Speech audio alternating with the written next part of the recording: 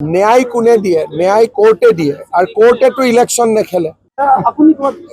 মই কৈছো কি, ন্যায় কোনে দিয়ে? কোৰ্টে দিয়ে। কোৰ্টেতো ইলেকশন নেখেলে, কোৰ্টত আৰ্গুমেণ্ট হয়। গতিকে যিসকলে ন্যায় বিচাৰে তেওঁলোকে আদালতত গৈ উকিল লগাব লাগে আৰু আদালতত ভাল আৰ্গুমেণ্ট কৰাব লাগে। আমিও কৰাই আছো, কিন্তু ন্যায় নহলে ভোট নিদিওঁ।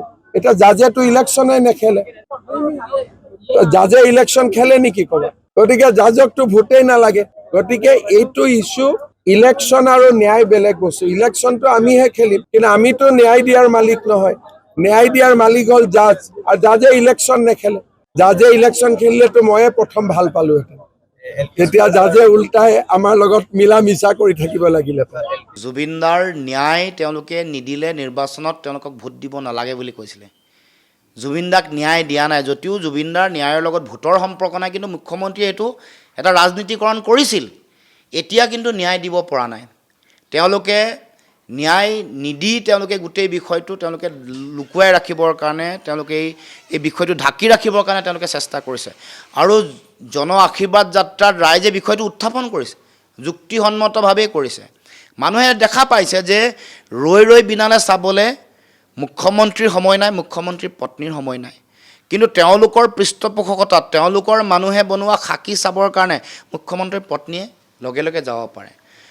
আজিলৈকে তেওঁৰ যিটো মুখ্যমন্ত্ৰীয়ে আজিলৈকে জুবিনদাৰ সমাধি ক্ষেত্ৰ বা জুবিন ক্ষেত্ৰলৈ সমাধি তেওঁৰ অন্ত্যেষ্টিক্ৰিয়া হোৱাৰ পিছত আজিলৈকে নগ'ল।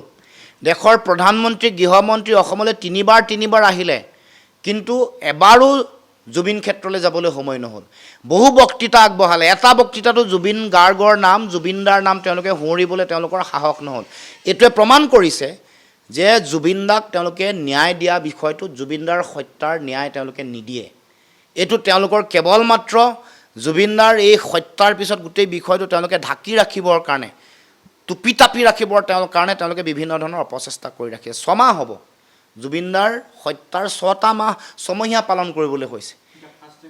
ফাষ্ট ট্ৰেকৰ আজি তেওঁলোকে ফাষ্ট ট্ৰেক কোৰ্টৰ সিদ্ধান্ত কেবিনেটত লোৱা 13 দিন অতিক্ৰম কৰিলে। গতিকে এতিয়ালৈকে তেওঁলোকে এই কাম নকৰে, কাৰণ নিৰ্বাচনৰ হয়তো 2-3 দিন, আজি অধিসূচনা জাৰি হ'ব 15 বা 17 তাৰিখৰ ভিতৰত। তাৰ আগত ফাষ্ট ট্ৰেক কোৰ্ট বনাই দিব পাৰে, কাৰণ ইম'শ্যনটো ল'বৰ কাৰণে। এই গোটেই কথাটোত জুবিনদাৰ হত্যাৰ বিষয়টোত আটাইতকৈ বেছি যদি ৰাজনীতি কৰিছে অসমৰ মুখ্যমন্ত্ৰী হিমন্ত বিশ্ব শৰ্মাই কৰিছে। কিন্তু ৰাইজে দেখি আছে যে কেনেকৈ অন্যায় কৰা হৈছে জুবিনদাৰ বিষয়টো, কেনেকৈ জুবিনদাক কেনেকৈ তিলকে হত্যাৰ মুখলৈ ঠেলি দিয়া হ'ল, কেনেকৈ মুখ্যমন্ত্ৰীৰ লগত আটাইতকৈ ঘনিষ্ঠ এগৰাকী কেন্দ্ৰীয় মন্ত্ৰীৰ বিভাগৰ উদ্যোগতে ছিংগাপুৰত কেনেকৈ এই অনুষ্ঠান আয়োজন হৈছিলে।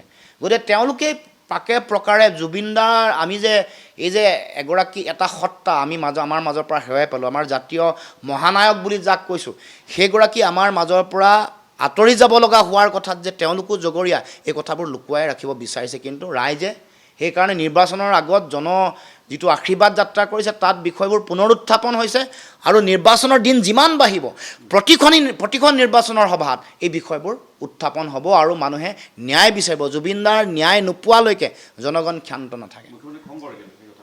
সেইটো প্ৰমাণ হৈ গৈছে যে তেওঁলোকে জুবিনদাক ন্যায় নিদিয়ে।